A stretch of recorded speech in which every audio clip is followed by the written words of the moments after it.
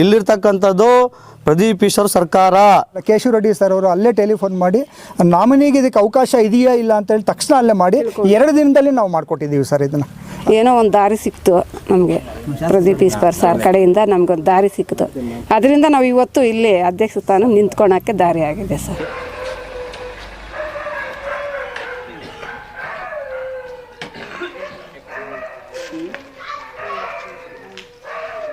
ಪ್ರದೀಪ್ ಈಶ್ವರ್ಗೆ, ಬಡವರ ಬಂಧು ಶಾಸಕರಾದ ಪ್ರದೀಪ್ ಈಶ್ವರ್ ಸಾಹೇಬರಿಗೆ, ಪ್ರದೀಪ್ ಈಶ್ವರ್ ಸಾಹೇಬರಿಗೆ. ಚುನಾವಣೆಯಲ್ಲಿ ತುಂಬ ಕಷ್ಟ ಬಿದ್ವಿ, ತುಂಬ ರಾಜಕೀಯ ಆಯಿತು ಈ ಊರಲ್ಲಿ. ಇದು ಡೈರಿಯಲ್ಲಿ ಊರಲ್ಲಿ ಪಾಪ ಸಹಕಾರ ಮಾಡಿದ್ರು. ಊರಲ್ಲಿ 2 ಕಡೆಯವರು ಸಪೋರ್ಟ್ ಮಾಡಿ ಓಟ್ ಹಾಕ್ಸಿದ್ರು ನಮಗೆ ಅಧ್ಯಕ್ಷರ ಚುನಾವಣೆಯಲ್ಲಿ ಗೆದ್ದುಕೊಂಡ್ರೂ ನಮ್ಗೆ ಪ್ರಯೋಜನ ಇಲ್ದಂಗೆ ಆಯಿತು. 6 ಜನ ಅವರು ರಾಜೀನಾಮೆ ಕೊಡಿಸ್ಬಿಟ್ರು. ಆಮೇಲೆ ಏನೋ ಒಂದು ದಾರಿ ಸಿಕ್ತು ನಮಗೆ, ಪ್ರದೀಪ್ ಈಶ್ವರ್ ಸರ್ ಕಡೆಯಿಂದ ನಮಗೊಂದು ದಾರಿ ಸಿಕ್ತು. ಅದರಿಂದ ನಾವು ಇವತ್ತು ಇಲ್ಲಿ ಅಧ್ಯಕ್ಷ ಸ್ಥಾನ ನಿಂತ್ಕೊಳ್ಳೋಕ್ಕೆ ದಾರಿ. ಎಷ್ಟು ಮತ ಬಂದಿದೆ ನಿಮಗೆ? ಮೊದಲು ಡೈರೆಕ್ಟ್ರಿಗೆ ಆದವಾಗ 17 ಮತ ಬಂದಿತ್ತು, ಈಗ 7 ಮತ. ಏನು ಹೇಳ್ತೀರಿ? ಶಾಸಕರ ಸಹಕಾರ ಯಾವ ರೀತಿ ಇತ್ತು ನಿಮ್ಮ ಗೆಲುವಿಗೆ? ತುಂಬ ಚೆನ್ನಾಗಿ ಕೊಟ್ಟರು ಸರ್. ಏನು ಹೇಳಿದ್ರು MLA ಅವರು? ಏನು ಹೇಳಿದ್ದಾರೆ ನಿಮಗೆ? ಸಂಘ ಚೆನ್ನಾಗಿ ನೋಡ್ಕೊಳ್ಳಿ, ಚೆನ್ನಾಗಿ ಇದು ಮಾಡಿ, ನಮ್ಮ ಸಪೋರ್ಟ್ ಯಾವಾಗ ಇರುತ್ತೆ ನಿಮಗೆ ಅಂತ ಹೇಳಿದ್ದಾರೆ. ಈಗ ಅಧ್ಯಕ್ಷರಾಗಿ ಆಯ್ಕೆ ಆಗಿದ್ರಿ ತಾವು, ಏನೋ ಒಂದು ಕೆಲಸ ಕಾರ್ಯಗಳು ಮಾಡಬೇಕು ಅಂತ ಆಸೆ ಇದೆ ನಿಮಗೆ? ಜನಗಳಿಗೆ ತುಂಬ ತೊಂದರೆ ಆಗ್ತಾ ಇತ್ತು ಇಲ್ಲಿ. ಅದನ್ನು ನಾವು ಚೆನ್ನಾಗಿ ಸ್ವಲ್ಪ ಅವ್ರಿಗೆ ತಿಳುವಳಿಕೆ ಮಾಡಿ, ಅದರಿಂದ ಅವ್ರಿಗೆ ನಷ್ಟ ಆಗದಿರ ಅವ್ರಿಗೆ ಯಾವ ರೀತಿ ಸಹಾಯಕ ಆಗಬೇಕು ಅಂತೇಳಿ ನಾವು ಮಾಡಬೇಕು ಅಂತ ನಾವು 20 ವರ್ಷದಿಂದ ನಾನು ಆಗಬೇಕು ಅಂತೇಳಿ ಈ ವರ್ಷ ಸಾಧನೆ ಮಾಡಿ ಈ ಸಲ ಗೆದ್ದುಕೊಂಡಿದ್ದೀವಿ ಸರ್. ಅಧ್ಯಕ್ಷರಾಗಿ ಆಯ್ಕೆ ಆಗೋದಕ್ಕೆ ಮಾತ್ರ ಆಸೆ ಇತ್ತಾ? ನಿಮ್ಗೆ ಏನಾದರೂ ಕೆಲಸಗಳು? ಇಲ್ಲ, ಕೆಲಸಗಳು ಮಾಡಬೇಕು ಅಂತಲೇ ಆಸೆ ಇತ್ತು. ನಾನು ಇದು ಅಧ್ಯಕ್ಷರು ಆಗದಿದ್ದ ಮೊದಲು ಕೂಡ ನಾನು ಎಲ್ಲ ಕೇಳ್ತಿದ್ದೆ, ಲೆಕ್ಕಗಳು ಅದು ಇದು ಎಲ್ಲ ಕೇಳಿ ಎಲ್ಲ ಇದು ಮಾಡ್ತಿದ್ದೆ. ಅವಾಗೂ ಸುಮ್ಮನೆ ಇರಲಿ, ಅವಾಗೂ ಮಾಡಿದ್ದೀನಿ. ಅದೇ ಈ ಥರ ಅಧ್ಯಕ್ಷ ಸ್ಥಾನಕ್ಕೆ ಹೋದರೆ ನಂಗೆ ಇನ್ನೂ ಚೆನ್ನಾಗಿ ಅವ್ರಿಗೆ ಜನಗಳಿಗೆ ಸಹಾಯ ಮಾಡ್ಬೋದು, ಇನ್ನೂ ಎಲ್ಲ ಕೇಳ್ಬೋದು, ಎಲ್ಲ ನೋಡ್ಬೋದು, ಲೆಕ್ಕಾಚಾರ ಎಲ್ಲ ಅಂತ ಹೇಳ್ಬಿಟ್ಟು ಒಂದು ಆಸೆ ಇತ್ತು. ನಮಸ್ಕಾರ, ನನ್ನ ಹೆಸರು ನಾಗೇಶ್ ರೆಡ್ಡಿ, ಯುವ ಕಾಂಗ್ರೆಸ್ ಅಧ್ಯಕ್ಷರು, ಚಿಕ್ಕಬಳ್ಳಾಪುರ ವಿಧಾನಸಭಾ ಕ್ಷೇತ್ರ. 20 ವರ್ಷದ ಇತಿಹಾಸದಲ್ಲಿ ಕಾಮ್ರೆಡ್ಡಿಯಲ್ಲಿ ಹಾಲು ಉತ್ಪಾದಕರ ಸಹಕಾರ ಸಂಘದಲ್ಲಿ ಕಾಂಗ್ರೆಸ್ ಜೈಬರಿ ಬಾರಿಸಿರ್ತಕ್ಕಂಥದ್ದು. 20 ವರ್ಷಗಳ ಇತಿಹಾಸದಲ್ಲಿ ಇವತ್ತು ಹಾಲು ಉತ್ಪಾದಕರ ಸಹಕಾರ ಸಂಘ ಕಾಮ್ರೆಡ್ಡಿಯಲ್ಲಿ ಏನಿದೆ ಇದು ಜೈಬೇರಿ ಬಾರಿಸಿದೆ ಅಂತಂದರೆ ಇದಕ್ಕೆ ನೇರ ಕಾರಣ ಶಾಸಕ ಪ್ರದೀಪ್ ಈಶ್ವರ್ ಅನ್ನೋದನ್ನು ಎಲ್ಲರೂ ಕೂಡ ನಾವು ನೆನೆಸ್ಕೊಳ್ಬೇಕಾಗ್ತದೆ. ಇದು ಏನಾಗಿತ್ತಪ್ಪ ಅಂತಂದರೆ 20 ವರ್ಷದಿಂದ ಅವರೇ ಇದ್ದರು, ಇನಾಮಿನೇಷನ್ ಮಾಡಿಕೊಂಡೇ ಬರ್ತಾಯಿದ್ರು. ಆಗಂಥ ಸಂದರ್ಭದಲ್ಲಿ ನಮ್ಮ ಲಕ್ಷ್ಮಣ ಕಾಕವರು ಲಾಸ್ಟ್ ಎಲೆಕ್ಷನ್ ಕೂಡ ಫೇಸ್ ಮಾಡೋಕ್ಕೆ ನೋಡಿದರು. ಆ ಸಂದರ್ಭದಲ್ಲಿ ಏನು ಸೋಲು ಆಯಿತು, ಆದರೂ ಕೂಡ ಅವರು ಮುಂದೆ ನುಗ್ಗಬೇಕು ಅಂತೇಳಿ ಲಾಸ್ಟ್ ಟೈಮ್ ಮತ್ತೆ ಎಲೆಕ್ಷನ್ಗೆ ಬಂದರು. ಇದು ಇತಿಹಾಸ. ಕಾಮರೆಡ್ಡಿಯಲ್ಲಿ ಹಾಲು ಉತ್ಪಾದಕ ಸಹಕಾರದ ಇತಿಹಾಸ ಏನಪ್ಪ ಅಂತಂದರೆ, ಇಲ್ಲಿ ಒಬ್ಬ ಕಾರ್ಯದರ್ಶಿಗಳು ಏನಿದ್ದಾರೆ, ಹಾಲು ಉತ್ಪಾದಕರ ಸಹಕಾರ ಸಂಘದ ಕಾರ್ಯದರ್ಶಿಗಳು, ಇವರು ಈ ಗ್ರಾಮದಲ್ಲಿ BJP ಏಜೆಂಟಾಗಿ 20 ವರ್ಷದಿಂದ ಕೆಲಸ ಮಾಡ್ಕೊಂಡು ಬಂದಿರ್ತಾರೆ. ಯಾವತ್ತೂ ಕೂಡ ಕಾಂಗ್ರೆಸ್ ಪಕ್ಷ ಗೆಲ್ಲಬಾರ್ದು ಅನ್ನೋ ರೀತಿಯಲ್ಲಿ ಅವ್ರು ಏನೇನು ಯಾವ ರೀತಿ ಸರ್ಕಾಸ ಮಾಡಬೇಕು ಆ ರೀತಿನ ಮಾಡ್ಕೊಂಡು ಬಂದಿದ್ದರು. ಕಾಮರೆಡ್ಡಿ ಹಾಲು ಉತ್ಪಾದಕ ಸಹಕಾರದ ಕಾರ್ಯದರ್ಶಿಗಳಾಗಿರ್ತಕ್ಕಂಥ ಗೀತಾ ಅಂತೇಳಿ ಅವ್ರ ಹೆಸರು. ಇವರು ಕೆಲಸ ಏನಪ್ಪ ಅಂದರೆ, ಇವರು BJP ಏಜೆಂಟಾಗಿ ಕೆಲಸ ಮಾಡಿದ್ದಾರೆ. ಇದಕ್ಕೆ ನೇರ ಉದಾಹರಣೆ ಏನಪ್ಪ ಅಂತಂದರೆ, ಮೊನ್ನೆ 1 ತಿಂಗಳ ಹಿಂದೆಗಡೆ ಚುನಾವಣೆ ನಡೀತು, ಹಾಲು ಉತ್ಪಾದಕ ಸಹಕಾರ ಚುನಾವಣೆ ನಡೀತು.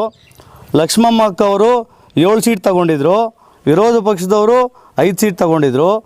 ಸಂವಿಧಾನಬದ್ಧವಾಗಿ ನಮ್ಮ ಸಹಕಾರ ಸಂಘ ಲಕ್ಷ್ಮಮ್ಮ ಅಕ್ಕವರು ಅಧ್ಯಕ್ಷರಾದರು.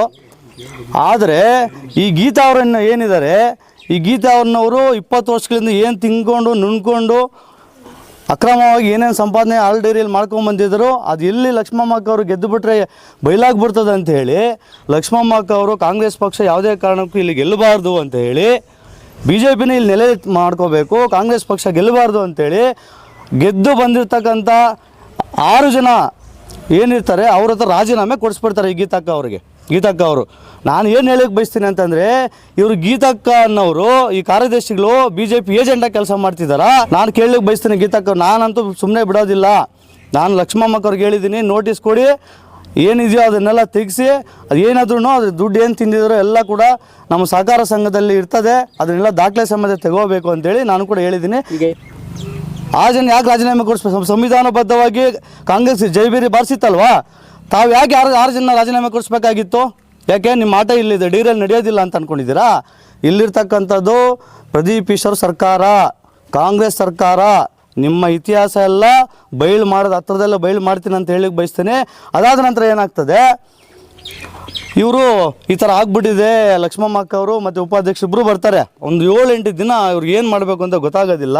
ಆ ಸಂದರ್ಭದಲ್ಲಿ ಬಂದು ನಮ್ಮ ಹತ್ರ ಈ ರೀತಿ ಆಗಿದೆ ಅಂತೇಳಿ ತಿಳಿಸಿದಾಗ, ದಾಖಲೆ ಸಮೇತ ತಿಳಿಸಿದಾಗ, ಏನು ಮಾಡೋದಪ್ಪ, 6 ರಾಜೀನಾಮೆ ಕೊಟ್ಬಿಟ್ಟಿದ್ದಾರೆ, ಸೂಪರ್ ಸೀಟ್ ಆಗೋಗ್ಬಿಡ್ತದೆ, ಮತ್ತೆ ಕಾರ್ಯದರ್ಶಿಗಳಿಗೆ ಪವರ್ ಹೋಗ್ಬಿಡ್ತದೆ, ಸಂಘ ಉದ್ಧಾರ ಆಗೋದಿಲ್ಲ, ಎಲ್ಲ ತಿನ್ಕೊಂಡು ಮತ್ತೆ ತೇಗ್ತಾ ಇದ್ರೆ ಸಂಘ ಹೆಂಗೆ ಉದ್ಧಾರ ಆಗ್ತದೆ ಅಂತೇಳಿ ನಾವು ಒಂದು ಆಲೋಚನೆಯನ್ನು ಮಾಡಿದಾಗ, ಸರ್ಕಾರದ ಅನುದಾನದಿಂದ ಏನಾದರೂ ದುಡ್ಡು ಬಂದಿದ್ರೆ ಡೈರಿಗೆ ಒಂದು ನಾಮಿನಿ ಮಾಡ್ಬೋದು ಅಂತೇಳಿ ನಮಗೆ ಗಮನಕ್ಕೆ ನಮ್ಮ ಶಾಸಕ ಸಾಹೇಬರು ತಂದರು. ಶಾಸಕ ಸಾಹೇಬರು CM ಸಾಹೇಬ್ರ ಹತ್ರ ಮಾತಾಡಿ, ಸಿದ್ದರಾಮಯ್ಯ ಸಾಹೇಬ್ರ ಹತ್ರ, DK ಸಾಹೇಬ್ರ ಹತ್ರ ಮಾತಾಡಿ ಯಾವುದೇ ಕಾರಣಕ್ಕೂ ಅನ್ಯಾಯ ಆಗಕ್ಕೆ ಬಿಡಬಾರ್ದು ಅಂಥೇಳಿ ಆ ಸಂದರ್ಭದಲ್ಲಿ ನಾಮಿನಿ ಒಂದನ್ನು 2 ದಿನಗಳಲ್ಲಿ ನಾಮಿನಿ ಮಾಡಿ, ಮತ್ತೆ ನಮ್ಮದು 7 ಜನ ನಮ್ಮ ಕಾರ್ಯದರ್ಶಿಗಳಾದರು, ಸದಸ್ಯರಾದರು, ಅವ್ರು 5 ಜನ ಆದರು, ಮತ್ತೆ ನಾವು ಅಧಿಕಾರದಲ್ಲಿ ಕೂರಬೇಕಾಗಿತ್ತು.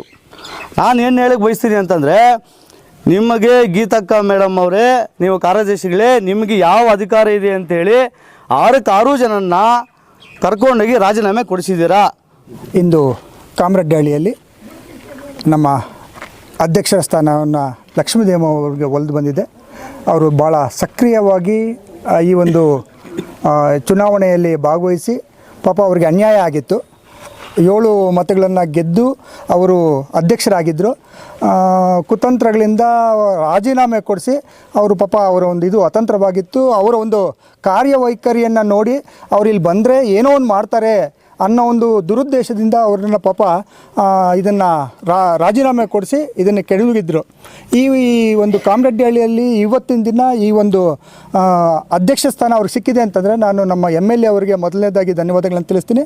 ಅದಾದ ನಂತರ ನಮ್ಮ ಕೇಶವರೆಡ್ಡಿ ಸರ್ ಅವರು ಜಿಲ್ಲಾಧ್ಯಕ್ಷರು ಕೇಶವರೆಡ್ಡಿ ಸರ್ ಅವರು ಅಲ್ಲೇ ಟೆಲಿಫೋನ್ ಮಾಡಿ ನಾಮಿನಿಗೆ ಇದಕ್ಕೆ ಅವಕಾಶ ಇದೆಯಾ ಇಲ್ಲ ಅಂತೇಳಿ ತಕ್ಷಣ ಅಲ್ಲೇ ಮಾಡಿ 2 ದಿನದಲ್ಲಿ ನಾವು ಮಾಡಿಕೊಟ್ಟಿದ್ದೀವಿ ಸರ್. ಇದನ್ನು ನಾಗೇಶ್ ರೆಡ್ಡಿ ಅವರು, ನಮ್ಮ ಬ್ಲಾಕ್ ಅಧ್ಯಕ್ಷರು ರಕ್ಷಿತ್ ರೆಡ್ಡಿ ಅವರು, ನಾವು ಕುಳಿತುಕೊಂಡು ಈ ಕೆಲಸವನ್ನು ಮಾಡಿಕೊಟ್ಟಿದ್ದೇವೆ. ಇದರಲ್ಲಿ ಈ ಒಂದು ಕಾರ್ಯಕ್ರಮದಲ್ಲಿ ಅಥವಾ ಈ ಒಂದು ಯಶಸ್ಸಿಗೆ ಪ್ರದೀಪ್ ಈಶ್ವರ್ ಅವರಿಗೆ ನಾನು ಅನಂತ ಧನ್ಯವಾದಗಳನ್ನು ತಿಳಿಸ್ತೇನೆ.